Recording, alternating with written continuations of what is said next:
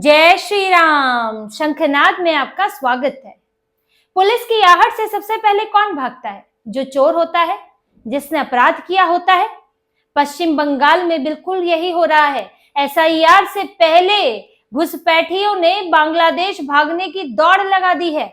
घुसपैठी एक एक कर बांग्लादेश जा रहे हैं और कई इलाकों में घर खाली हो गए हैं, ताला जड़ गया है, काम वालियां अचानक गायब हो गई है और बैंक खाते खाली किए जा रहे हैं कि किसी तरह एसआईआर से पहले बांग्लादेश पहुंच जाए, इससे पहले कि भारत की अथॉरिटी इन्हें उठाकर निकाले या यहाँ पर वोटर आईडी में नाम ना आने से सरकारी सुविधाएं बंद हो जाए, इससे पहले बांग्लादेश का रास्ता पकड़ लो। और यही हो रहा है और ये मीडिया रिपोर्ट्स में सामने आया है, और वो भी कोई ऐसी वैसी मीडिया रिपोर्ट्स नहीं है।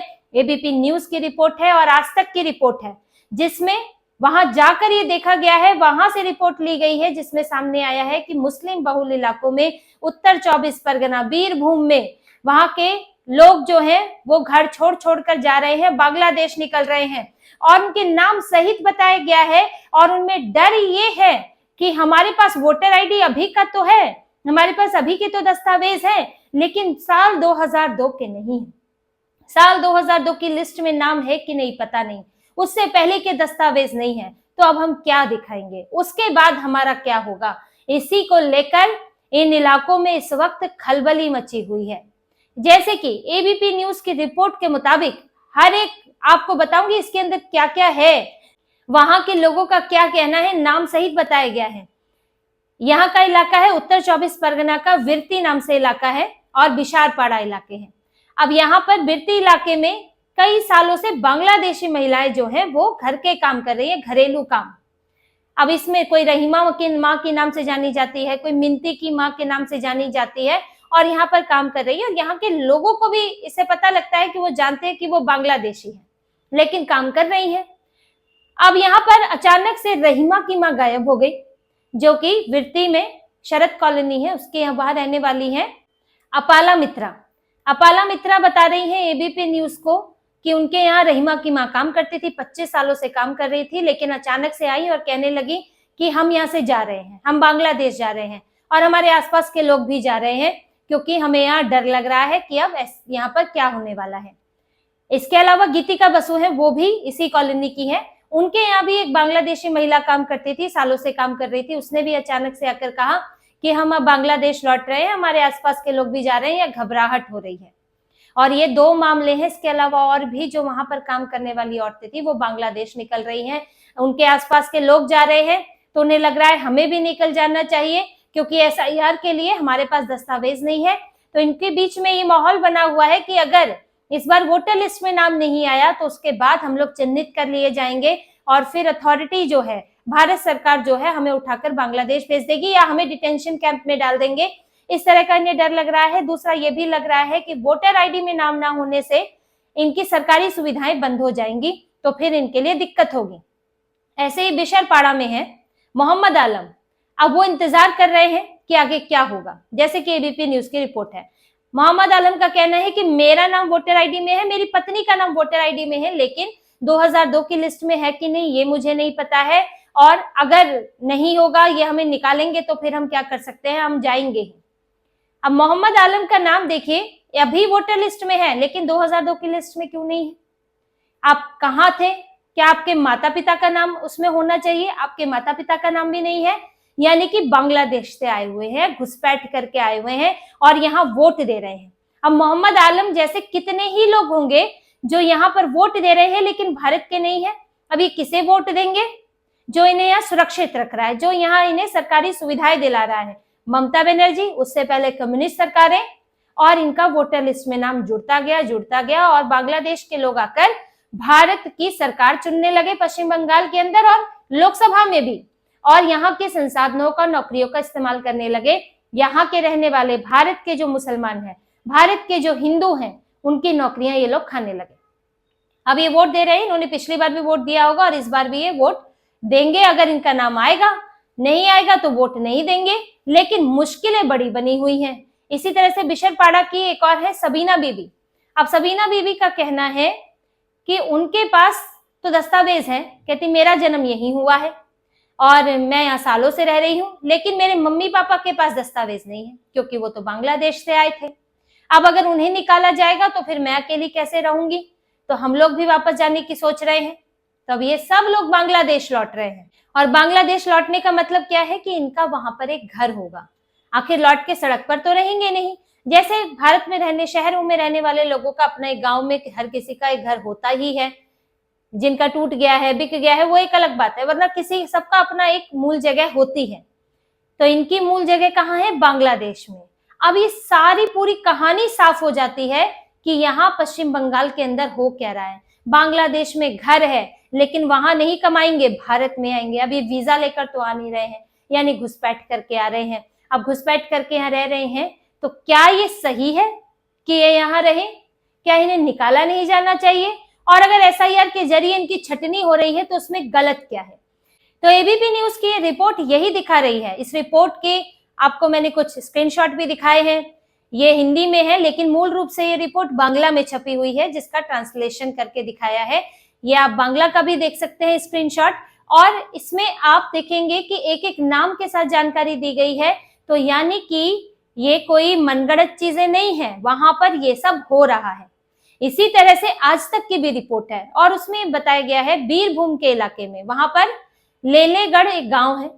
इस गांव में अधिकतर बांग्लादेश से आए हुए लोग ही रहते हैं, और ये घोषित है, सब जानते हैं कि अधिकतर वहीं से आए हैं, यानी कि पूर्वी बंगाल से आए हैं, वहां के रहने वाले हैं और यहाँ पर रह रहे हैं, और यहाँ के आसपास के इलाकों में भी रहते हैं। और आजकल वहां पर बैंकों में लाइन बढ़ गई है, बैंकों में पैसा निकालने की होड़ बढ़ गई है।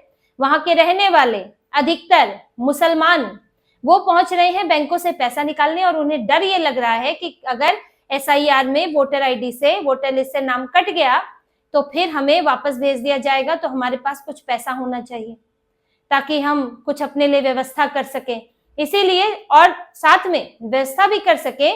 साथ में अगर बांग्लादेश लौट गए और भारत का खाता है तो फिर पैसे कैसे निकालेंगे? तो अपना खाता खाली कर लो यहाँ से। पैसा तो भारत का बहुत प्यारा है, पैसा प्यारा है, भारत की जमीन प्यारी है। भारत भले ही प्यारा नहीं है, वहां तो भारत में चाहे आग लगती रहे, लेकिन हमारी कमाई होती रहे। पैसा छोड़ के नहीं जाएंगे भारत के खातों में। तो पैसा लेकर ये लोग लौट रहे हैं, लाइनें लग रही है। हालांकि ममता बनर्जी का प्रशासन जो है इन्हें आश्वासन दे रहा है कि नहीं नहीं, कुछ नहीं होने वाला है, ममता बनर्जी है तो आप सही हैं। इनको आश्वासन भी दिया जा रहा है कि इतनी जल्दबाजी मत कीजिए, यही रहिए। वोटर लिस्ट में नाम जुड़वाएंगी ममता बनर्जी, वोट तो चाहिए उन्हें। ऐसे ही थोड़ी एसआईआर का विरोध कर रही है, एसआईआर के खिलाफ मार्च निकाल रही हैं और अधिकारियों का तुरंत तबादला कर दिया है। उन्हें चाहिए उन्हें कि घुसपैठियों के नाम जुड़े ताकि वो जीते। लेकिन ये कोशिशें अपनी जगह है, डर अपनी जगह है। और ये डर आप देखिए कि सिर्फ एसआईआर का ये डर है, जिसमें एसआईआर में सिर्फ वोटर लिस्ट से नाम हट रहा है। अगर आपके पास आधार कार्ड है तो आपके दूसरे दस्तावेज तो सही सलामत रहेंगे। और समझिए, जब एनआरसी अगर आ गया, नेशनल रजिस्टर ऑफ सिटीजनशिप, अगर एनआरसी पश्चिम बंगाल में आ गया, देश में आ गया, तो फिर बांग्लादेश से आने वालों की भीड़ कम रहेगी, वापस लौटने वालों की भीड़ ज्यादा हो जाएगी बॉर्डर पर। ये स्थितियां होने वाली हैं, क्योंकि एनआरसी तो सीधे सीधे नागरिकता का प्रमाण है, और उसमें तो और दस्तावेज आपसे मांगे जाएंगे जो इनके लिए लाना मुश्किल है, जो कि यहाँ पर अभी हाल में ही वोटर आईडी लेकर बैठे हैं 2002 के बाद। यहाँ पश्चिम बंगाल में 2002 कट ऑफ है कि आपके पास 2002 में नाम है तो आपको कोई दिक्कत नहीं है। तो आप अगर भारत के नागरिक है तो आपका नाम 2002 की लिस्ट में होगा, और आपका नहीं है तो कहा जा रहा है कि आपके माता पिताओं का होगा तो वो दिखा दीजिए। लेकिन इनके तो माता पिता का भी नहीं है, माता पिता तो बांग्लादेश में बैठे हैं, वहां वोट दे रहे हैं। तो ये पूरा कारोबार चल रहा है फर्जी वोटों का, घुसपैठियों का, और भारत में ना सिर्फ ये सरकार बना रहे हैं बल्कि भारत के संसाधनों को भी खा रहे हैं। और इसी में देखिए ममता बनर्जी की कारस्तानी, इनके नेता इसे एनआरसी बोल रहे हैं। ये भी तो डर पैदा कर रहे हैं लोगों के बीच में वहां पर कि एनआरसी है, हम नहीं होने देंगे, ममता बनर्जी रोक सकती हैं। जबकि पीछे से ममता बनर्जी सपोर्ट भी कर रही है, अधिकारी उपलब्ध करा रही है, चुनावी प्रक्रिया पूरी करा रही है, ताकि उनके ऊपर संवैधानिक बाध्यता है और कानूनी नतीजा उन्हें भुगतना ना पड़े, इसीलिए चुनाव आयोग का सहयोग कर रही है। लेकिन पीछे से, सामने से दिखा रही है कि मैं तो विरोध में हूं, मैं ही आपको बचा सकती हूं ताकि घुसपैठियों के वोट मिल जाए ममता बनर्जी को, मुस्लिम ध्रुवीकरण हो जाए पूरी तरह से पश्चिम बंगाल में। तो ये अपनी रणनीति से चल रही हैं। और इन्होंने जो कुछ आत्महत्याएं हुई हैं उसको भी एसआईआर एनआरसी का रंग देने की कोशिश की है इनके नेताओं ने, और साथ में दस्तावेज भी तेजी से बनवा रही है। इन्हीं इलाकों में 24 परगना, बीरभूम, इन सब इलाकों में जन प्रमाण पत्र दिए जा रहे हैं तेजी से, जन प्रमाण पत्र के आधार पर एसआईआर में, ताकि नाम जुड़वा सके या कुछ और दस्तावेज बनवा सके। आवासीय प्रमाण पत्र तेजी से बन रहे हैं। इसीलिए बीजेपी नेता शुभेंदु अधिकारी ने कहा है कि चुनाव आयोग को लेटर लिखा है कि 25 जुलाई के बाद बने हुए आवासीय प्रमाण पत्रों को स्वीकार ना किया जाए, क्योंकि ममता बनर्जी ने, इनकी सरकार ने आनन फानन में ये दस्तावेज बनाए हैं, ज्यादा से ज्यादा मुस्लिम इलाकों में बनाकर दिए हैं कि आप वोटर आईडी में ताकि नाम शामिल हो सके। अब चुनाव आयोग भी इस बात का ध्यान रखेगा, लेकिन घुसपैठियों की परेशानी तो बड़ी है और ये मुद्दा अब लोगों के सामने उठ रहा है। लोगों को ये समझ आ रहा है कि भारत में बांग्लादेशी और रोहिंग्याओं की क्या तादाद है और उनकी क्या ताकत है, और वो किस तरह से हमारी सरकार चला रहे हैं, अपनी पसंद के नेताओं को चुन रहे हैं, और भारत के जो असली लोग हैं उनके हाथ में कुछ नहीं बचा है। लेकिन अभी घुसपैठियों की शामत आई है और घरेलू महिलाएं, जो घरेलू तौर पर काम करने वाली महिलाएं हैं, इनका परिवार है, ये लोग भाग रहे हैं, पैसा खाली कर रहे हैं और वापस बांग्लादेश जा रहे हैं, जो ये दिखा रहा है कि घुसपैठियों की समस्या बहुत बड़ी है। ये बड़ी तादाद में बैठे हुए हैं और यहाँ भारत में सख्त से सख्त कार्रवाई करने की जरूरत है, ताकि भारत को घुसपैठिया मुक्त किया जा सके। तो इसी तरह की और खबरें और विश्लेषण आपके लिए लाते रहेंगे। हमसे जुड़े रहिए, सब्सक्राइब कीजिए, कमेंट कीजिए। बहुत बहुत धन्यवाद। जय श्री राम।